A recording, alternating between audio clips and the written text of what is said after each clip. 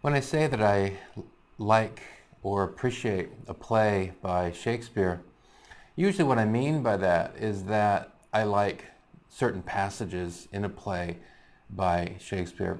There's something in a particular play that captures my attention, that captivates my imagination, that gets me thinking about something that I strongly identify with. In the case of Henry V, I think that's what I mean when I say, that I like Shakespeare's Henry V, because of the scene that we're looking at now. It's a scene that I feel like I can identify with to a degree because of more than 20 years of having discussions with combat veterans. And the background to the scene is King Henry borrows a cloak, and so he puts himself into a costume of sorts. He disguises himself, and he goes out among the troops. And the sense you get is that Henry wants to know what the troops are thinking. And so King Henry, disguised, has a discussion with these two characters, Bates and Williams. And so although it says King Henry V is speaking, Bates and Williams don't know that he's the king. They think he's another soldier. So King Henry says, "I will speak my conscience of the king. I think he would not wish himself anywhere but where he is." The conversation here is, a conversation that soldiers in war zones will often have. Why are we here? Who sent us here? What was their motivation? And questions are raised about the king, about the king's motivations, about the king's responsibility. And so Henry, speaking for himself as the king, but not letting Bates and Williams know that he's the king, he speaks of the king in the sense of some other person, some third person. So Bates says, "Then I would he were here alone. So should he be sure to be ransomed and many a poor man's lives saved." The soldier says to the king, if the king is certain about the mission here in France and the battle that's facing us in a few hours, I wish he were here alone, and that the lives of many poor men would be saved. King Henry says in response, "I dare say you love him not so ill to wish him here alone." In other words, King Henry V is picking up from this character Bates that, as the leader of England, as the leader of the army in France, this soldier maybe doesn't appreciate him very much.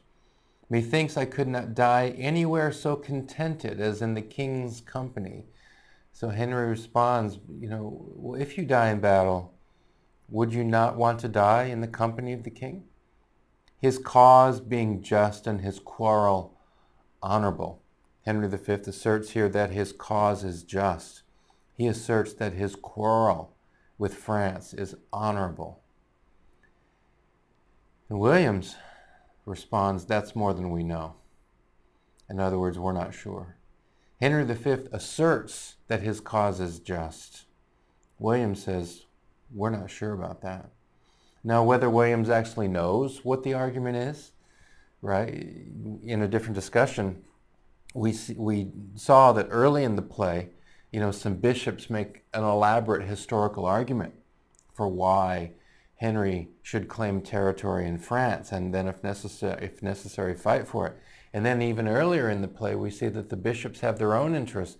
They don't want a bill to pass the English Parliament, right? Because that bill will cost the church money, and so they want the king distracted, and so they want to encourage the king to go to war. Now, William certainly knows nothing about the bishop's own motivation. Whether he knows anything about this historical argument, I don't know. But the thing to notice is that Williams is not persuaded by the king's claim that the king's cause is just. And Bates says, "Aye," or "yeah," or "more than we should seek after, for we know enough, if we know we are the king's subjects. If his cause be wrong, our obedience to the king wipes the crime of it out of us." And so, Bates responds. He doesn't question what Williams says, but he does say, look, We're not the responsible ones. We're not the leaders. The English army isn't here because of us. We're here because of what the king did. We're here because of what the king commanded. And Williams responds, and for me, this is really the most powerful passage in the play. But if the king's cause be not good, the king himself hath a heavy reckoning to make.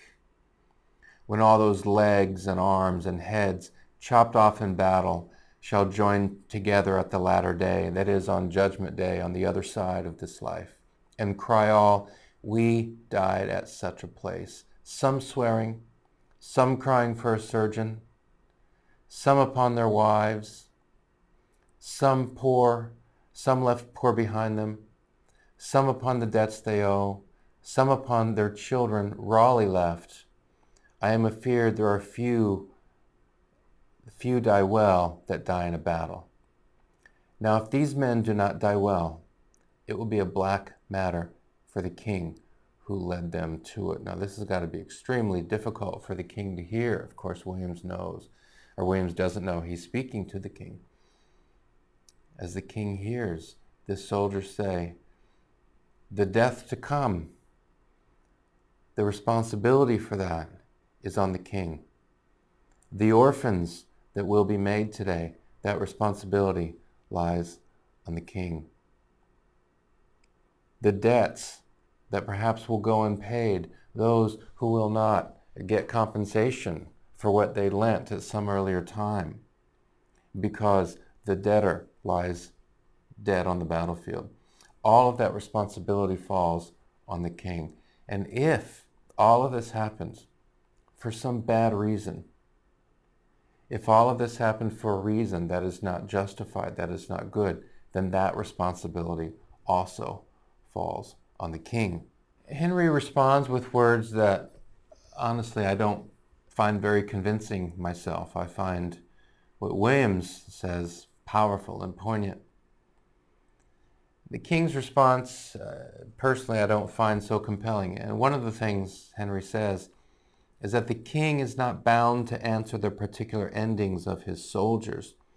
And here, just to go back, to look at this a bit more, Williams is saying not only is the king responsible in this world, the people who will form some judgment in their mind about what the king commanded done, but there will be responsibility in the next world as well. That the souls, in some sense, the king is responsible for the souls, for the destination of the souls of those killed in battle. And Henry, I think, wants to push back on this a bit. He says the king is not bound to answer the particular endings of his soldiers, for they purpose not their death when they purpose their services. So the king, see here I have to say this, I don't find this persuasive at all. The king says, when I call for your service, I'm not calling for your death. Well, but by sending troops into battle, of course, some are going to die. So I personally don't find that argument very compelling.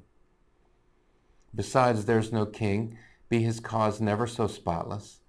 If it come to the arbitrament of swords, that is to battle, can try it out with all unspotted soldiers.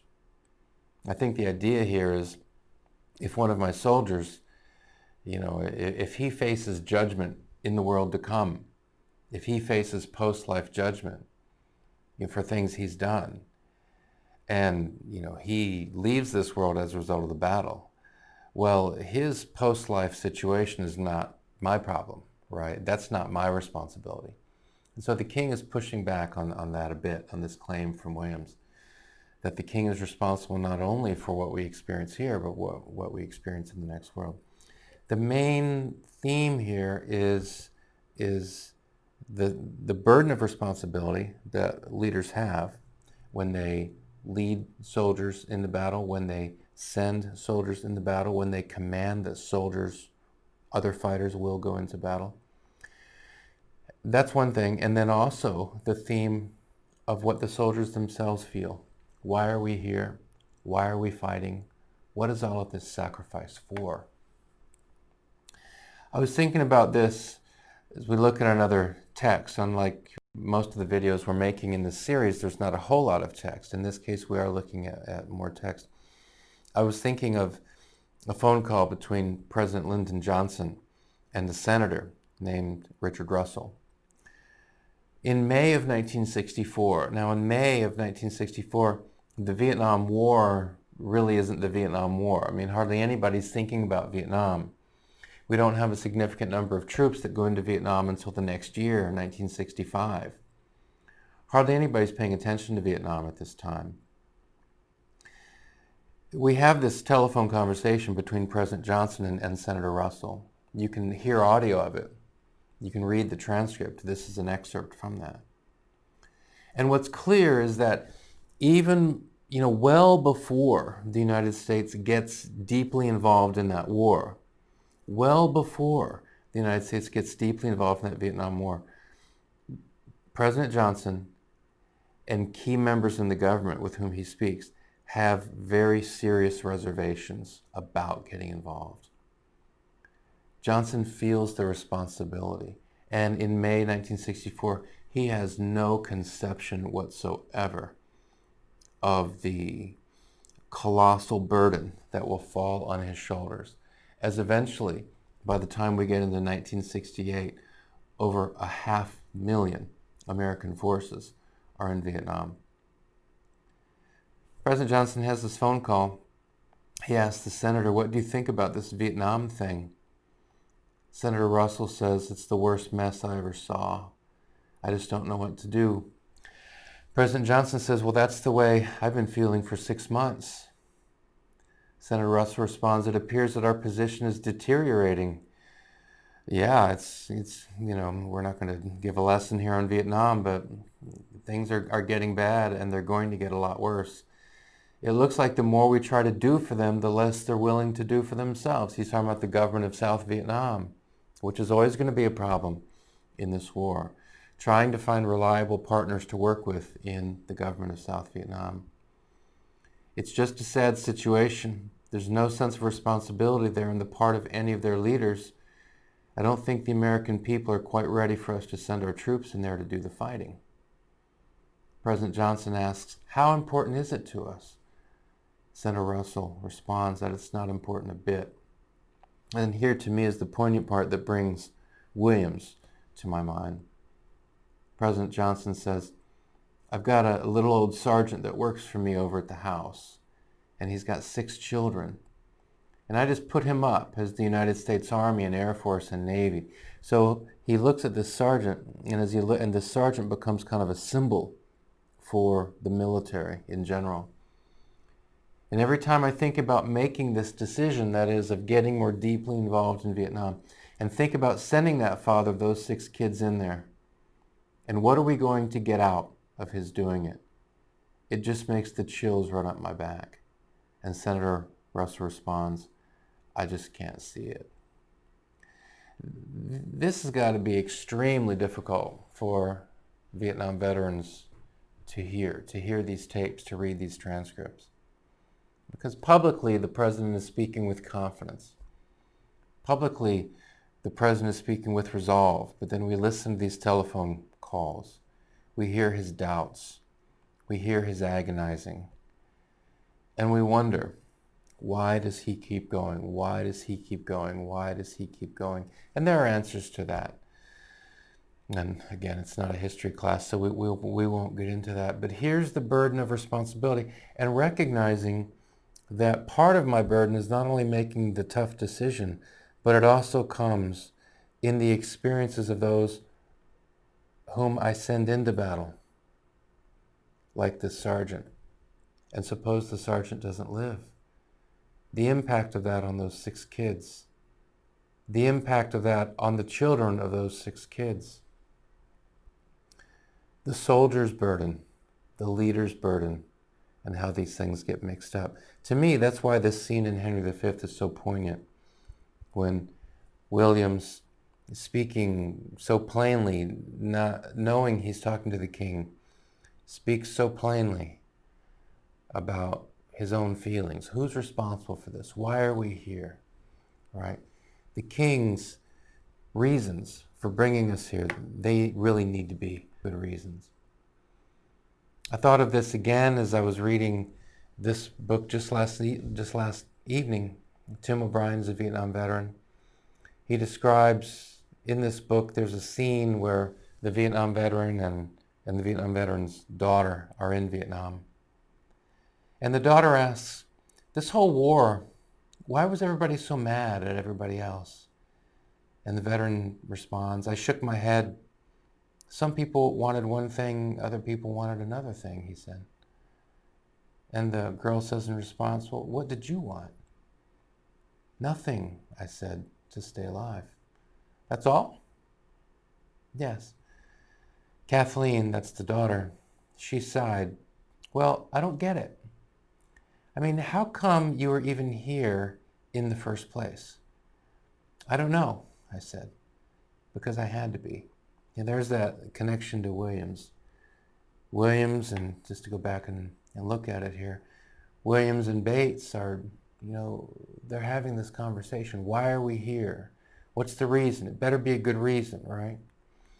Now the daughter is asking, or we could even go back and look at this, Senator Russell and Johnson, why are we potentially going into Vietnam? What's the reason? There has to be a good reason. And here the daughter is asking the Vietnam vet, why were you here? What's the reason?